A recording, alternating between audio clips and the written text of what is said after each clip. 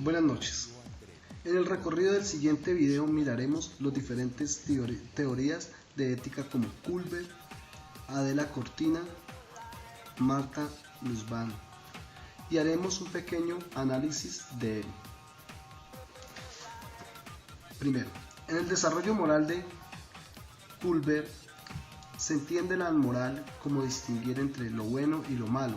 Ética y moral son dos términos muy parecidos, pero la moral es el término que nos indica qué debemos hacer y lo que está bien y lo que está mal. Sin embargo, es un término lleno de ambigüedades. La sociedad sabe qué es lo bueno y qué es lo malo, pero se continúa incurriendo en actos que van en contra de la moral. Ejemplo, aborto.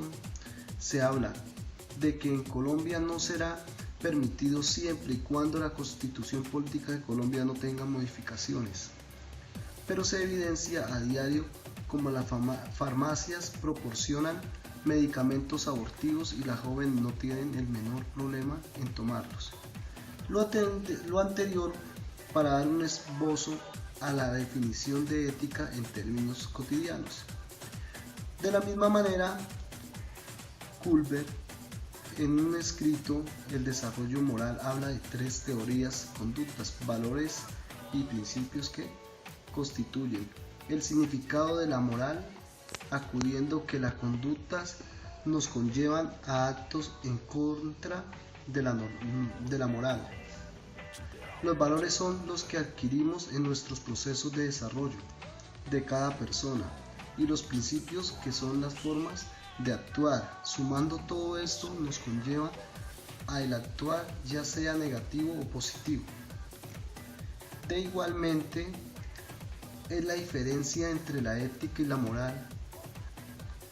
Al leer a Cortina 1995, cuando afirma que la ética, si bien incide también en las decisiones correctas de la conducta humana, lo hace a través de cánones fundamentales, morales, es decir, no señala lo que es bueno o malo hacer, sino cuando lo es ético. En realidad, la ética es un juicio que expone socialmente sobre las conductas de los seres humanos que componen la sociedad.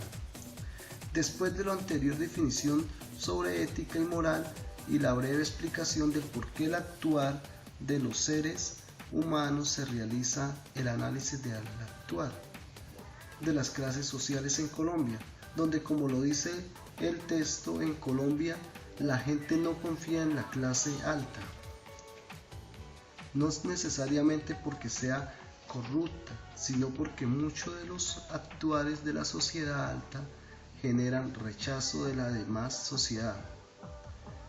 Por la desigualdad generada entre las clases sociales, existen en Colombia serias necesidades que las instituciones democráticas mejoren su control, que inspiran confianza a la sociedad. Ocurre en Colombia, las reglas son burlesco y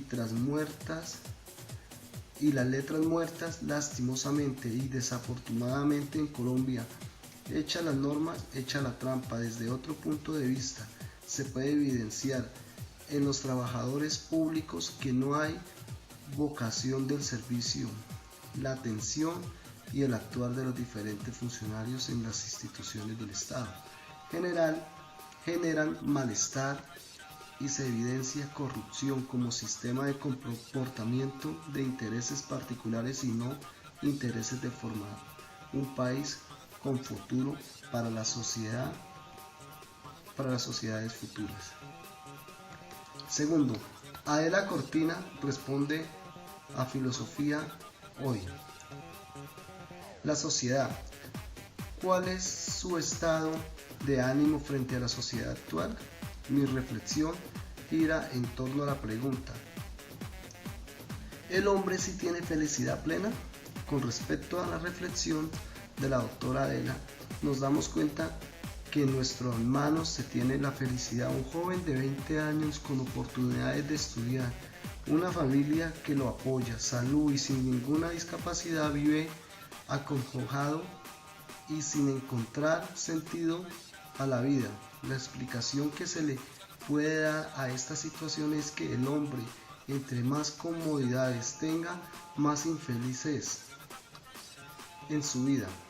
Los grandes empresarios, entre más consiguen, más luchan por conseguir, hasta que la ambición se vuelve un valor propio que ya no le permite valorar su alrededor.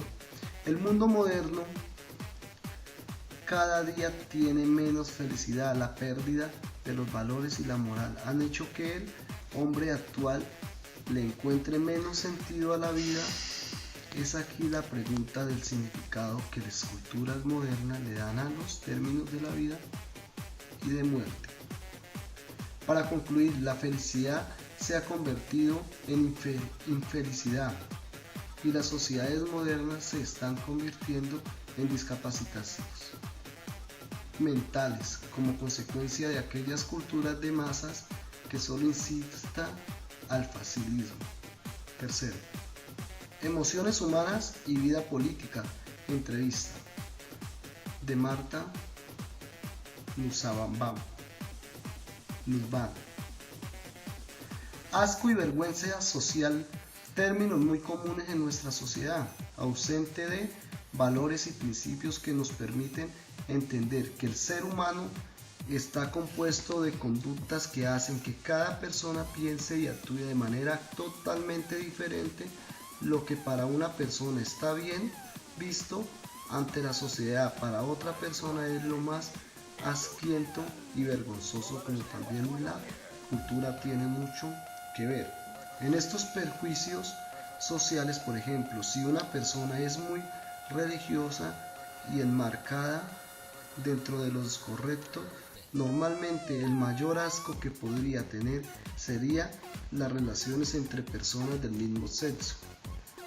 Para una persona que desde su hogar se inculcó el valor, y con respecto al caso Emo, podemos concluir que, teniendo en cuenta que la competencia ética de los profesionales de la salud le impiden practicar interrupciones del embarazo después del primer trimestre de gestación, lo que la hermana de M tiene que hacer es buscar ayuda ante entidades como el bienestar familiar, personería municipales y además instituciones que se encargan de la restitución de los derechos tanto de los menores como de los derechos humanitarios en general, para recibir ayuda y asesoría acerca de la situación que viven en ese momento. Muchas gracias.